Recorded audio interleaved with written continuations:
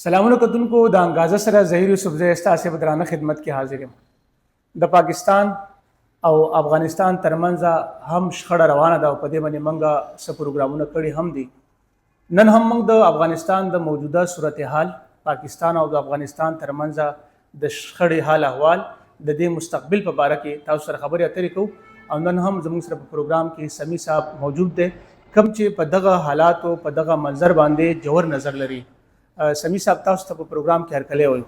ډېره مننه ظهیر صاحب، آباد اوسئ. سمی صاحب زموږ دا خیال و چې د افغانستان او پاکستان دواړه د رونو په حیث دي او دغه معمولی شخړه به ډېره زر هواره شي، خو هغه لا تر دې دمه هواره نه شوه او حالات نور مزید خرابۍ طرف ته روان دي. موجوده حالات څه دي او وړاندې ستاسو څه امید دی؟ ظهیر صاحب، دا زمونږ ډېره بدقسمتي ده چې مونږ نن د هغه سټیټ سره په شخړه کې اخته یو، کوم سټیټ چې پخوا مونږ خپل یو ورور او خپل یو دست و بازو ګڼلو. د افغانستان او د پاکستان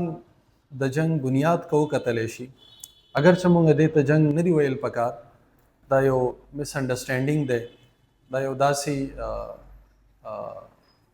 اختلاف دی چې هغه اختلاف د دوو ورونو په منځ کې راغلی دی او هغه یې په جنګ اخته کړي دي. خو د دې بنیادونه که وګورو نو د دې په بنیادونو کې یو څه فلسفیکل او یو څه سایکولوجیکل او یو څه د پرسپشنز گیم دی. د افغانستان طرف ته که وګورو، د افغانستان یو څه مجبوریانې دي، هغو دا ګڼي چې کم خلک نن یو 20-30 کاله زمونږ سره اوږه په اوږه زمونږ د دشمن خلاف ولاړو او زمونږ سره وجنګېدل، نن به مونږ د دې خلکو خلاف څنګه ایکشن اخلو. نو ځکه دوی د پاکستان د مطالبې باوجود مختلف هیلې بهانې وکړې. په اول کې دوی دا وایي چې مونږ له لږ وخت راکړی شي، مونږ به ځان سټیبل کو، د پاکستان چې کوم تحفظات دي دا به بیا مونږ د هغې نه بعد وګورو. پاکستان هغو له ټایم ورکړو، بیا د هغو نه بعد د هغو وایي چې یاره صاحبه مونږ ته دا خدشه ده که مونږ د دې خلکو خلاف کاروایي وکړو نو دا به بیا زمونږ چې کوم دشمنان دي، مثلا IS دی، دوی به هغه طرف ته لاړ شي، یعنی داعش. پاکستان دا ووایي چې بیا د مونږ له دا اکسس راکړی شي چې دا خلک تاسو په خپله نشئ کنټرولولی، سمپل دوی ته ووایي چې تاسو خپل ملک ته لاړ شئ، دا خلک مونږ له راکوي یا مونږ له دا اجازت راکوي چې مونږ د دوی خلاف بیا کاروایي وکړو. دې ته هم دوی تیار نه شو، بیا دوی دا سټانس واخیستو چې پاکستان دې مونږ له 10 اربه روپۍ راکړي، مونږ به دا خلک د بورډر ایریا نه بوزو، بل طرف ته به یې بوزو. د پاکستان سټانس دا و چې کوم خلک په 10 ارب روپۍ سره تاسو منع کولی شئ، دا خلک هسې ولې نشئ منع کولی. او دویم هیبت الله صاحب چې کوم دغه سپریم لیډر دی، دا د هغو پیر دی، د ده په لاس باندې دا خلکو بیعت کړی دی. صرف هیبت الله صاحب دی د دوی خلاف فتوا ورکړي چې د پاکستان خلاف کاروایی کول دا ناجایز ده او د پاکستان خلاف په کاروایی کې چې هر سړی مړ شو دا شهید نه دی، دا جهاد نه دی پاکستان خلاف. دوی په هغې کې هم ډېر زیات د نامناسب رد عمل نه کار واخیستو. دوی وایي چې دا فتوا خو به زموږ مفتیان ورکوي او هیبت الله مفتی نه دی او هیبت الله دا خبره نشي کولی. په بادي النظر کې دا شی ښکارېدو او دا شی پرون څرګند شو، څنګه چې ملا یعقوب پرون یو انټرویو ورکړی ده او دا یې ویلي دي چې د TTP چې کوم مقاصد دي دا هرگز غیر اسلامي نه دي او دا هغو چې کوم پرمختب دی یا دهشتګردي د پاکستان خلاف دا بالکل عین جهاد دی او په دې کې مونږ د دوی سره ولاړ یو اور که دا جنګ 10 کاله هم اوږدیږي مونږ به 10 کاله د دې خلکو سره دا جنګ کوو. نو د دې سټانس نه بعد د پاکستان هغه خبره رښتیا ښکاري کوم چې د پاکستان سټانس و چې دا خلک د دوی سره میلاو دي او د دې طالبانو په چې کله مدد نه وي د دوی سره دومره غټ ایکشن TTP نشي اخیستی. نو زما په خیال دا ډېره بدقسمتي ده. سمی صاحب د هند د کومک خبره کېده چې د افغانستان سره هند د پاکستان خلاف اړیکې مضبوطی کومک کوي، خو نن سبا یو خبره ډېره عامه شوې ده چې اسرائیل هم د افغانستان سره مرسته کوي، د پاکستان خلاف استعمالولو کې یو بنیادی کردار ادا کوي. ستاسو څه خیال دی کې څه صداقت شته برای راست اسرائیل تعاون کوي کنه د انډیا په توګه د انډیا د لارې تعاون کوي؟ ظهیر صاحب که د برای راست خبره شي څنګه چې زمونږ طرف ته لږ نیشنلیست ورته ووایه یا داسې خلک خبره کوي، زما په خیال کې په هغې کې ډېر صداقت نشته. خو دا خبره البته درسته ده، کوم چې یو عام رول دی چې دشمن کا دشمن همیشه دوست وي، نو هغه د دشمن د دوستۍ په وجه باندې انډیا یقینا په سفارتي ذرایع سره او نور د مدد په ذریعه سره دا غو مدد کوي. د اسرائیل چې کومه خبره ده زه نوم نه اخیستل غواړم، خو زمونږ یو داسې بل مسلم سټیټ دی، عرب سټیټ دی چې هغه د اسرائیل هغه قبول کړی دی او نن یو قسم هغه د اسرائیل په غېږه کې ناست دی او هغه هم دا غواړي چې پاکستان سټیبل نشي. ایون دا غو پورټس ته د پاکستان د پورټ نه یعنی د ګوادر پورټ نه خدشات دي که دا فولی سټیبلایز شو او دا فنکشنل شو نو بیا به زمونږ پورټ څوک د هغې تپوس نه کوي. نو دا دواړو په دې وخت کې دا خوښه ده او دا غواړي چې پاکستان ډي سټیبلایز شي او اسرائیل دا عرب سټیټ او هغه عرب سټیټ د دې خلکو مدد کوي، مرسته کوي او د دوی په ملا باندې د شاباشي سپېړه دوی لور کوي چې تاسو مخکې لاړ شئ او دوی د غلط فهمۍ شکار دي او دا غلط فهمي ډیره ژوره ده. دوی نن دا خبره کوي چې مونږه روس تباه کو، مونږه امریکا تباه کړه، مونږه ناټو اوس غلواله، نو زمونږ دپاره پاکستان څه شی دی؟ خو زما په خیال د دوی مشرانو له دا خبره دوی ته یادول پکار دي چې دا ټول ملکونه مونږ تباه کړو، نو د چا په ذریعه مو تباه کړو، د چا د لارې تباه شو او د چا د ټریننګ په وجه، د چا د اسلحې په وجه او د کومو خلکو په وجه دا تباه شو، هغه ملک نوم یرول نه دی پکار او هغه زوړ احسان نه دی یرول پکار. سامي صاحب په بعضې حلقې دا وایي چې طالبان یا د طالبان حکومت خو په 2021 کې راغلی دی، دومره مسایل شروع کړي نو خو کله چې پاکستان سپه سالار وزیر اعظم امریکې ته لاړ، اول ته یې غوږ وجنګو، د هغې نه پس د افغانستان او د پاکستان حالات خراب شو. دغه د پاکستان حمله چې د دې په شا امریکا ولاړه ده د هغو په وینا باندې دا څه کېږي، دې ته تاسو په کوم نظر ګورئ؟ ظهیر صاحب د هټلر یو وزیرو جنرال ګویبلز هغه به کله کله دا وایي چې په جنګ کې دومره دروغ ویل پکار دي یا ما دومره دروغ ویلی دي چې زه په خپله دا یقین سره نشم ویلی چې زما کومه خبره د جنګ دروغ وه او کومه رښتیا وه. پروپاګنډا وار یا مس انفارمیشن وارفیر د دې دور غټه ذریعه ده او دا خلک یقینا دا د پروپاګنډا دا کومه خبره چې تاسو وکړه دا د پروپاګنډا وارفیر یو جلک دی. اصل خبره دا ده چې کله امریکا دلته وه دا خلک یکسو او د پاکستان یو قسم پیسو مدد به مونږ ووایو دوی ته حاصل و او دوی د امریکې خلاف برسر پیکارو. خو کله چې امریکې سره دوی په دوحه کې مذاکرات وکړو او یقینا دغه مذاکرات ذریعه هم پاکستان جوړه شوه او امریکا د دې ځینه لاړه اوس دوی له یو نوی دشمن پکار دی. دا یو سایکولوژیکل پرابلم دی، کم خلک چې په کم شي سره تسکین حاصلوي،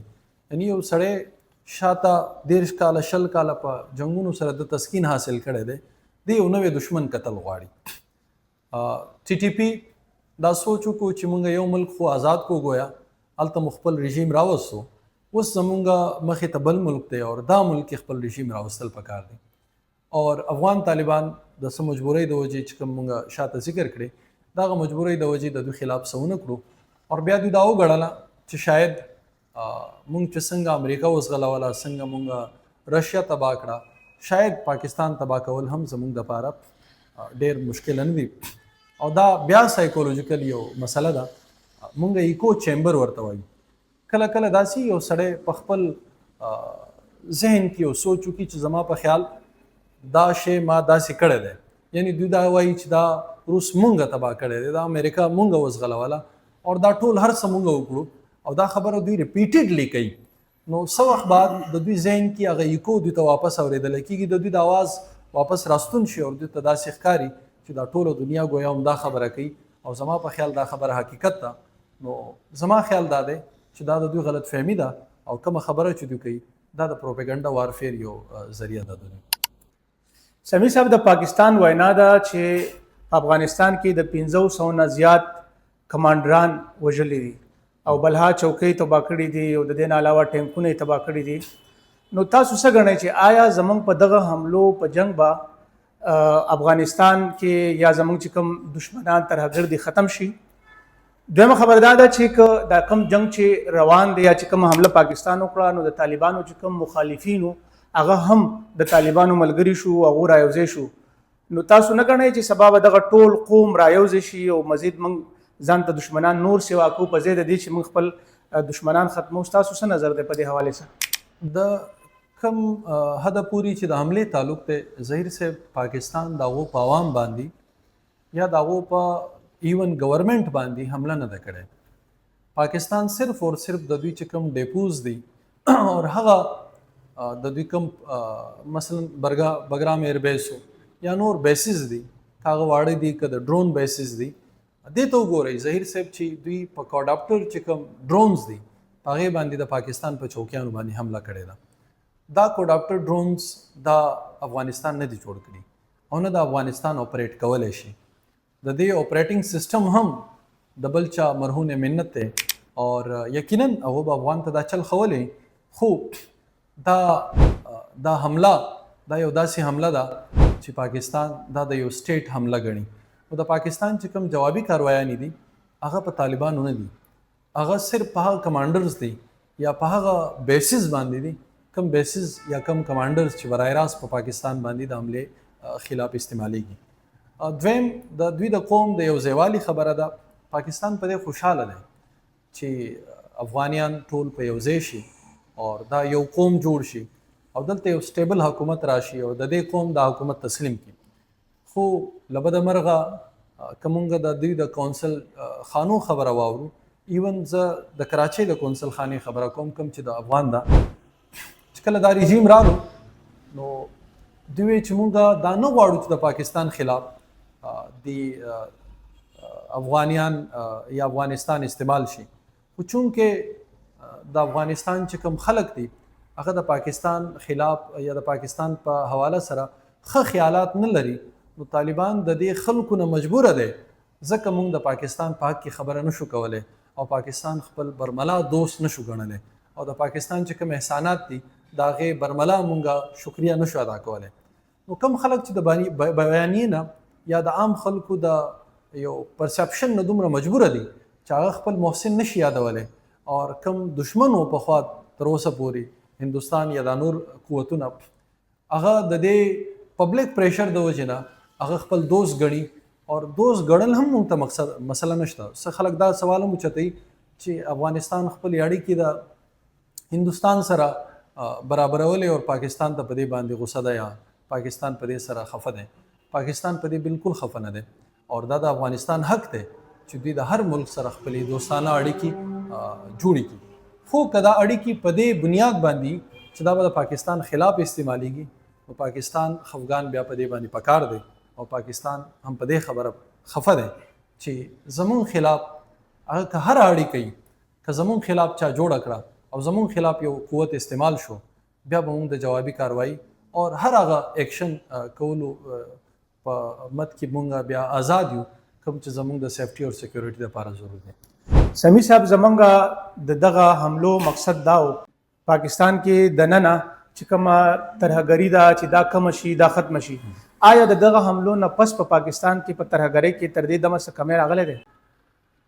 بالکل ظاهر صاحب په ترهګرۍ کې تر غټ حده پورې کمی راغلی ده. که مونږ دا وګورو چې په دې 10-15 ورځې کې کمی کاروایانې شروع دي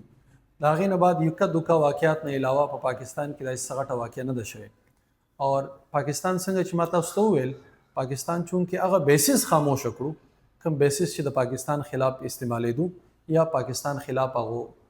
هر قسم تعاون چې و که د اصلې په مد کې و که د پیسو په مد کې و هغه چې کله اوس د خپل سیفټي په حواله سره فکرمند شوي دي نو هغو دغه ایکسټینشن دغه ایکسپورټ اف ټیرریزم دوی د بند کړی دی.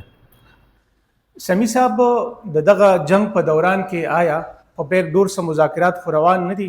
گاونډي هیوادونه چې کوم مسلم کنټریز دي، اسلامي ملکونه دي، هغه په بیک ډور باندې څه د دې د رکولو کوشش کوي، روان دي کوشش؟ وشو ظهیر صاحب ډېر کوششونه وشو. پاکستان د قطر سالسي قبول کړه، پاکستان د ترکیې سالسي قبول کړه، دا په میډیا هم رااله. د هغې نه بعد په سعودي عرب کې یو په ښه سطح باندې دا مذاکرات وشو. د دې نه علاوه ایران د سالسۍ دپاره موږ ته پیشکش وکړو او نور ډېر ملکونو خواهش وکړو، خو پاکستان په دې خبره ورسېدو کم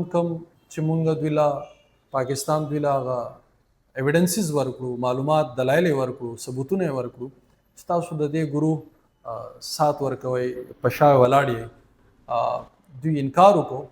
خو بیا موږ وکتل د هغې نه بعد د هغو هغه تعاون د هغو سره دوګنه شو او پاکستان په دې خبره باندې مجبوره شو چې دا چې کوم مذاکرات دي شاید د جنگ نه مخکې، چونکې دوی ته د پاکستان د قوت په حواله سره لږ مس پرسپشنز دي، لږ غلط فهمیانې دي، تر څو پورې چې د یو مختصر جنگ په صورت کې د دوی دا غلط فهمیانې نه لري شوي، تر هغو پورې د دوی سره په ټیبل باندې ناسته دا بې مقصده ده. نو ځکه پاکستان اوس که یو څو ملکونو موږ ته آفر هم کړی دی چې موږ ستاسو په منځ کې د صلح یا د جوړ جاړي خبره کول غواړو، پاکستان فلحال دې ته تیار نه دی تر څو پورې چې هغه سټریټیجیک پوزیشنز پاکستان نه تباه کړي کوم چې د پاکستان خلاف مستقل استعمالیږي. ډیره مننه سمی صاحب، تاسو موږ له وخت راکړو، خپل نظر موږ سره شریک کړو. کتونکو دا پروګرام هم په دغه ځای پای ته رسي. د دغه شانې معلوماتي پروګرامونو دپاره به ستاسې په خدمت کې بیا حاضرېږو. تر هغې دمه اجازه راکړئ. د الله په امان.